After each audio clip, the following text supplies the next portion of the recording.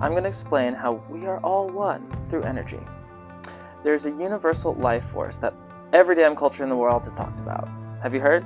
This universal energy is pulled into our system through our chakras, which are actually vortices. That energy is then sent through small channels called nadis, which is then delivered to the nervous system, then the endocrine system, and then the blood.